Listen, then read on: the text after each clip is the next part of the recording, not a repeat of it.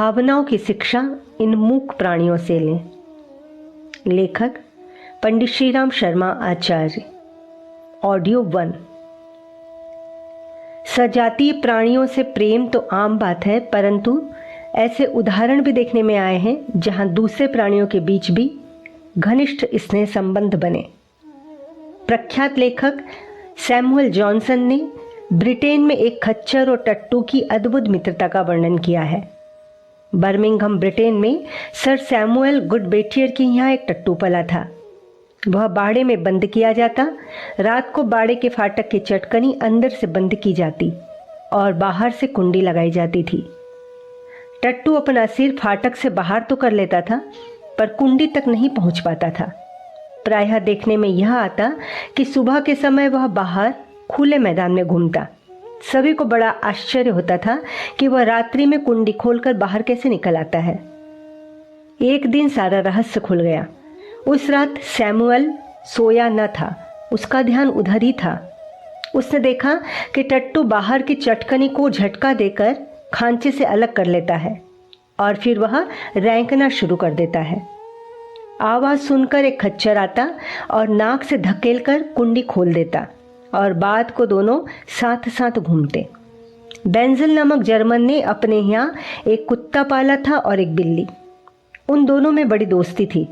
वे एक साथ खाते पीते, उछलते कूदते और सोते बैठते थे।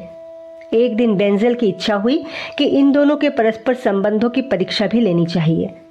वे बिल्ली को अपने कमरे में ले गए, वहां उसे खाना खिला दिया। बड़े मजे में उसने खाना खाया। श्रीमती बेंजल ने एक प्लेट खीर अलमारी में रख दी। उसमें ताला नहीं लगा था। बिल्ली खाना खाकर उस कमरे से बाहर निकल आई और थोड़ी देर बाद कुत्ते को अपने साथ ले आई। दोनों उस अलमारी के पास तक गए। बिल्ली ने धक्का मारकर उसकी चटखनी खोली। कुत्ते को खीर की प्लेट दिखाई दे गई। उसने प्लेट को पंजों से दबाकर सारी खीर खा ली। बेंजल छिपे छिपे इस दृश्य को देखते रहे। कुत्ते और बिल्ली में स्वाभाविक बैर बताया जाता है, फिर भी यह दोनों एक परिवार में परस्पर सुख दुख का ध्यान रखकर किस प्रकार ईमानदार मित्र की तरह रहते हैं। अलीगढ़ के कस्बा जवा में एक बंदर और कुत्ते की मैत्री विघटित भावनाओं वाले इस युग में लोगों को चुनौती देती है और बताती है कि विपरीत स्वभाव के दो पशु परस्पर प्रेम कर सकते हैं, परंतु मनुष्य परस्पर स्नेह से नहीं रह सकता। यह दोनों ही अमानव मित्र दिन रात साथ साथ रहते हैं। विश्राम के समय बंदर कुत्ते के जुएं बीनकर और कुत्ता बंदर के तलुए सहलाकर अपनी प्रेम भावनाओं का आदान प्रदान करते हैं। अपने स्वभाव, अपनी रुचि की भिन्नता के बावजूद भी दूसरे जीव यदि परस्पर प्रेम से रह सकते हैं तो बुद्धिशील मनुष्य को तो उनसे बढ़कर ही होना चाहिए। ऐसा नहीं होता तो यही लगता है कि चेतना की गहराई को जितना मनुष्य नहीं जान सका, वह दूसरे प्राणी हंसी खुशी से कर सकते हैं। यहाँ तक कि दो शत्रु स्वभाव के जीवों में भी मैत्री रह सकती है। सृष्टि का हर प्राणी, हर जीव जंतु स्वभाव में एक दूसरे से भिन्न है। कुछ अच्छे, कुछ बुरे गुण सब में पाए जाते हैं, पर प्रेम के प्रति सद्भावना और प्रेम की प्यास से वंचित कोई एक भी जीव सृष्टि में दिखाई नहीं देता। मनुष्य जीवन का तो संपूर्ण सुख और स्वर्ग ही प्रेम है।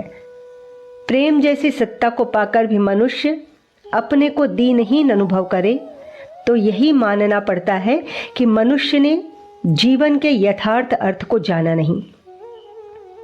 ऑस्ट्रेलिया में फैलेंजर्स नामक गिलहरी की शक्ल का एक जीव पाया जाता है। इसे सुगर स्क्विरल भी कहते हैं। यह एक लड़ाकू और उग्र स्वभाव वाला जीव है, तो भी उसकी अपने बच्चों और परिवारजनों के प्रति ममता देखते ही बनती है। वह जहाँ भी जाती है अपनी एक विशेष थैली में बच्चों को टिकाए रहती है और थोड़ी थोड़ी देर में उन्हें चाटती और सहलाती रहा करती है, मानो वह अपने अंतःकरण की प्रेम भावनाओं के उद्रेक को संभाल सकने के असमर्थ हो जाती हो। जीव जंतुओं का यह प्रेम प्रदर्शन यद्यपि एक छोटी सीमा तक अपने बच्चों और कुटुंब तक ही सीमित रहता है, तथापि वह इस बात का प्रमाण है कि प्रेम जीव मात्र की अंतरंग आकांक्षा है। मनुष्य अपने प्रेम की परिधि अधिक विस्तृत कर सकता है, इसलिए कि वह अधिक संवेदनशील और कोमल भावनाओं वाला है। अन्य जीवों का प्यार पूर्णतया संतुष्ट नहीं हो पाता, इसलिए वे अपेक्षाकृत अधिक कठोर, स्वार्थी और खूंखार से जान पड़ते हैं। पर इसमें संदेह नहीं कि यदि उनके अंतःकरण में छिपे प्रेम भाव से तादात्म्य किया जा सके तो उन हिंसक व मूर्ख जंतुओं में भी प्रकृति का अगाध सौंदर्य देखने को मिल सकता है। भगवान शिव सर्पों को गले में लटकाए रहते हैं। महर्षि रमण के आश्रम में बंदर, मोर और गिलहरी ही नहीं, सर्प, भेड़िए आदि तक अपने पारिवारिक झगड़े तय कराने आया करते थे। सारा अरुणाचलम पर्वत उनका घर था और उसमें निवास करने वाले सभी जीव जंतु उनके बंधु बांधव, सुहृद, सखा पड़ोसी थे। स्वामी रामतीर्थ हिमालय में जहाँ रहते वहाँ शेर, चीते प्रायः उनके दर्शनों को आया करते और उनके समीप बैठकर घंटों विश्राम किया करते थे। यह उदाहरण इस बात के प्रमाण है कि हमारा प्रेम भाव विस्तृत हो सके तो हम अपने को विराट विश्व परिवार के सदस्य होने का गौरव प्राप्त कर एक ऐसी आनंद निर्झरणी में प्रभावित होने का आनंद लूट सकते हैं जिसके आगे संसार के सारे सुख वैभव फीके पड़ जाएं। कुछ वर्षों पूर्व की घटना है। रोम में एक महिला अपने बच्चे से खेल रही थी। वह कभी उसे कपड़े पहनाती और कभी दूध पिलाती। इधर उधर के काम करके फिर बच्चे के पास आकर उसे चूमती, चाटती और अपने काम में लग जाती। प्रेम भावनाओं से जीवन की थकान मिटती है। लगता है अपने काम की थकावट दूर करने के लिए उसे बार बार जताना आवश्यक हो जाता था। घर के सामने ऊंचा टावर था। उसमें बैठा हुआ बंदर यह सब बड़ी देर से, बड़े ध्यान से देख रहा था। स्त्री जैसे ही कुछ क्षण के लिए अलग हुई, बंदर लपका और उस बच्चे को उठा ले गया। लोगों ने भाग दौड़ मचाई। तब तक बंदर सावधानी के साथ बच्चे को लेकर उसी टावर पर चढ़ गया। जैसे जैसे उसने माँ को बच्चे से प्यार करते देखा था, स्वयं भी बच्चे के साथ वैसा ही व्यवहार करने लगा। कभी उसे चूमता चाटता तो कभी उसके कपड़े उतार कर फिर से पहनाता। इधर वह अपने प्रेम की प्यास बुझा रहा था, उधर उसकी माँ और घर वाले तड़प रहे थे, बिलख बिलख कर रो रहे थे। बच्चे की माँ तो एकटक उसी टावर की ओर देखती हुई बुरी तरह चीख कर रो रही थी। बंदर ने यह सब देखा। संभवतः उसने सारी स्थिति भी समझ ली, इसलिए एक हाथ से बच्चे को छाती से चिपका लिया। शेष 3 हाथ पांव की मदद से वह बड़ी सावधानी से नीचे उतरा और बिना किसी भय अथवा संकोच के उस स्त्री के पास तक गया और बच्चे को उसके हाथ में सौंप दिया। यह कौतुक लोग स्तब्ध खड़े देख रहे थे और देख रहे थे साथ साथ एक कटु सत्य कि किस तरह बंदर जैसा चंचल प्राणी प्रेम के प्रति इस तरह गंभीर और आस्थावान हो सकता है। माँ के हाथ में बच्चा पहुंचा, सब लोग देखने लगे उसे कहीं चोट तो नहीं आई। इस बीच बंदर वहां से कहाँ गया, किधर चला गया, यह किसी ने नहीं जाना। पीछे जब लोगों का ध्यान उधर गया तो सब ने यह माना कि बंदर या तो कोई दैवी शक्ति थी जो प्रेम वात्सल्य की महत्ता दर्शाने आई थी, अथवा वह प्रेम से बिछुड़ी हुई कोई आत्मा थी जो अपनी प्यास को क्षणिक तृप्ति देने आई। उस बंदर की याद में एक अखंड दीप जलाकर उस टावर में रखा गया। इस टावर का नाम भी उसकी यादगार में बंदर टावर, मंकी टावर रखा गया। कहते हैं 600 वर्ष हुए वह दीपक आज भी जल रहा है। दीपक के 600 वर्ष चमत्कारिक रूप में जलते रहने में कितनी सत्यता है हम नहीं जानते, पर यह सत्य है कि बंदर के अंतःकरण में बच्चे के प्रति प्रसूत प्यार का प्रकाश जब तक यह टावर खड़ा रहेगा, लाखों का ध्यान मानव जीवन की इस परम उदात्त ईश्वरीय प्रेरणा की ओर आकर्षित करता रहेगा। अमेरिका के सैंटियागो चिड़ियाघर में एक बार एक बंदर दंपत्ति ने एक बच्चे को जन्म दिया। मादा ने खूब स्नेह और प्यार पूर्वक बच्चे का पालन पोषण किया। बच्चा अभी 20 महीने का ही हुआ था कि मादा ने एक नए बच्चे को जन्म दिया। यद्यपि पहला बच्चा माँ का दूध पीना छोड़ चुका था, तथापि संसार के जीव मात्र को भावनाओं की न जाने क्या आध्यात्मिक भूख है, उसे अपनी माँ पर किसी और का अधिकार पसंद न आया। उसने अपने छोटे भाई को हाथ पकड़कर खींच लिया और खुद जाकर माँ के स्तनों से जा चिपका। मादा ने अनुचित पर ध्यान नहीं दिया। उसने बड़े बच्चे को भावनापूर्वक छाती से लगा लिया और उसे दूध पिलाने के लिए इनकार नहीं किया, जबकि अधिकार उसका नहीं, छोटे बच्चे का ही था। 2-3 दिन में ही छोटा बच्चा कमजोर पड़ने लगा। चिड़ियाघर की निर्देशिका बेले जे बेंशली के आदेश से बड़े बच्चे को वहां से निकालकर अलग कर दिया गया। अभी उसे अलग किए 1 दिन ही हुआ था। वहां उसे अच्छी से अच्छी खुराक भी दी जा रही थी, किंतु जीव मात्र की ऐसी अभिव्यक्तियां बताती है कि आत्मा की वास्तविक भूख भौतिक संपत्ति और पदार्थ भोग की उतनी नहीं कि जितनी की भावनाओं की प्यास होती है। भावनाएं न मिलने पर अच्छे और शिक्षित लोग भी खूंखार हो जाते हैं, जबकि सद्भावनाओं की छाया में पलने वाले अभावग्रस्त लोग भी स्वर्गीय सुख का रसास्वादन करते रहते हैं। बड़ा बच्चा बहुत कमजोर हो गया। जितनी देर उसका संरक्षक उसके साथ खेलता, उतनी देर तो वह कुछ प्रसन्न दिखता, पर पीछे वह किसी प्रकार की चेष्टा भी नहीं करता, चुपचाप बैठा रहता। उसकी आंखें लाल हो जाती, मुंह उदास हो जाता। स्पष्ट लगता था कि वह दुखी है। गिरते हुए स्वास्थ्य को देखकर फिर उसके माता पिता के पास कर दिया गया। वह सबसे पहले अपनी माँ के पास गया, पर उसकी गोद में था छोटा भाई। फिर वही प्रेम की प्रतिद्वंदिता।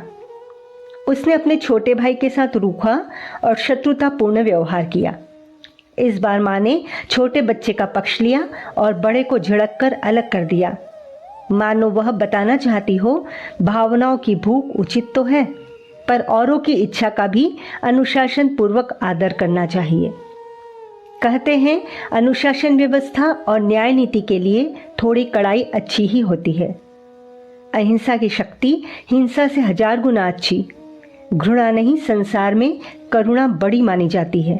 प्रेम देना चाहिए, बैर नहीं बांटना चाहिए, पर यदि अहिंसा हिंसा, करुणा, चाटुकारिता, प्रेम में विश्वास की हिंसा की जा रही हो, अनीति और अन्याय का आचरण किया जा रहा हो, तो दंड ही उस समय की सबसे बड़ी आवश्यकता होती है। शक्ति की मनमानी रोकने के लिए युद्ध भी करना पड़े तो करना चाहिए। इस तरह का दंड, संघर्ष, युद्ध और उपेक्षा मानवता की ही श्रेणी में आते हैं। दंड पाकर बड़ा बच्चा ठीक हो गया। अब उसने अपनी भावनाओं की परितृप्ति का दूसरा और उचित तरीका अपनाया। वह माँ के पास उसके शरीर से सटकर बैठ गया। माँ ने भावनाओं की सदाशयता को समझा और अपने उद्धत बच्चे के प्रति स्नेह जताया। उससे उसका भी उद्वेग दूर हो गया। थोड़ी देर में वह अपने पिता के कंधों पर जा बैठा। कुछ दिन पीछे तो उसने समझ भी लिया कि स्नेह, सेवा, दया, मैत्री, करुणा, उदारता, त्याग सब प्रेम के ही रूप है। सो अब उसने अपने छोटे भाई से भी मित्रता कर ली। इस तरह एक पारिवारिक विग्रह फिर से हंसी खुशी के वातावरण में बदल गया। भावनाओं की शिक्षा इन मूक प्राणियों से लें। लेखक पंडित श्रीराम शर्मा आचार्य। ऑडियो 2। अमेरिका की एक प्रसिद्ध फर्म है स्टीव एंड स्किनर। उसके मालिक ने अपनी अनुभूतियां इस प्रकार लिखी हैं। एक बार मेरी मुर्गी के सद्य प्रसूत बच्चों को बाज ने पकड़कर खा लिया। उसके थोड़ी देर बाद मुर्गी ने एक बिल्ली का पीछा किया। लोगों ने समझा मुर्गी में प्रतिशोध का भाव जाग गया, किंतु यह धारणा कुछ देर में ही मिथ्या हो गई। जबकि मुर्गी ने बिल्ली को पकड़ लिया, उसके पास आ जाने से उसके चारों ओर बच्चे भी पास आ गए। मुर्गी ने चारों बच्चे स्वयं पाले और इस तरह की भावना की भूख को बिल्ली के बच्चों से प्यार करके पूरा किया गया। डॉक्टर रॉबर्ट ने जंगली जीवों की व्याख्या करते हुए गिलहरी और गोरैया में प्रगाढ़ मैत्री का वर्णन किया है। गिलहरी यद्यपि अपने बच्चों की देखरेख करती और अपने सामाजिक नियमों के अनुसार अन्य गिलहरियों से मेल मुलाकात भी करती, पर वह दिन के कम से कम 4 घंटे गोरैया के पास आकर अवश्य बैठती। दोनों घंटों खेला करते। दोनों ने एक दूसरे को कई बार आकस्मिक संकटों से बचाया और जीवन रक्षा की। गिलहरी आती तब अपने साथ कोई पका हुआ बेर गोरैया के लिए अवश्य लाया करती। गोरैया वह बेर गिलहरी के चले जाने के बाद खाया करती। भावनाओं की प्यास सृष्टि के हर जीव को है, यही एकात्मा का प्रमाण है। प्यार तो खूंखार जानवर तक चाहते हैं। रूसी पशु प्रशिक्षक एंडर बोरिस की मित्रता क्रीमिया नामक शेर से हो गई। दिन भर वे कहीं भी रहते, पर यदि एक बार मिल न लेते तो उनका मन उदास रहता। मिलते तो ऐसे दोनों सगे बिछड़े भाई वर्षों के बाद मिले हो। एक बार एक सर्कस का प्रदर्शन करते हुए बोरिस के शेर भड़क उठे और वे उसे चबा जाने को दौड़े, किंतु तभी पीछे से वहां क्रीमिया जा पहुंचा। उसने शेरों को घुड़क कर हटा दिया। बोरिस बाल बाल बच गया। स्वामी दयानंद एक बार बूढ़े केदार के रास्ते पर एक स्थान में ध्यान मग्न बैठे प्रकृति की शोभा का आनंद पान कर रहे थे। उस समय एक साधु भी वहां पहुंच गए। साधु ने महर्षि को पहचान कर प्रणाम किया ही था कि उन्हें एक शेर की दहाड़ सुनाई दी। शेर उधर ही चला आ रहा था। यह देखते ही वह महात्मा कांपने लगे। दयानंद ने हंसकर कहा, बाबा डरो नहीं, शेर खूंखार जानवर है तो क्या हुआ। मनुष्य के पास दिव्य प्रेम की, आत्म भावना की ऐसी जबरदस्त शक्ति है कि वह एक शेर को क्या सैकड़ों शेरों को गुलाम बना सकती है। सचमुच शेर वहां तक आया। साधु भयवश कुटिया के अंदर चले गए, पर महर्षि वहीं पर बैठे रहे। शेर स्वामी जी के पास तक चला आया। उन्होंने बड़े स्नेह से गर्दन, सिर पर हाथ फेरा। वह भी वहीं बैठ गया। उसकी आंखों पर चमक कह रही थी, जीवन की वास्तविक प्यास और अभिलाषा तो आंतरिक है, प्रेम की है। कुछ देर वहां बैठकर एक सबक देकर चला गया, पर भावनाओं का यह प्रेम पाठ, प्रेम की यह शिक्षा मनुष्य कब पढ़ेगा, कब सीखेगा। जिस दिन मनुष्य भावनाओं का सच्चे हृदय से आदर करना सीख जाएगा, उस दिन वह नवान हो जाएगा और यह धरती ही स्वर्ग हो जाएगी। तब स्वर्ग अन्यत्र ढूंढने की आवश्यकता न पड़ेगी।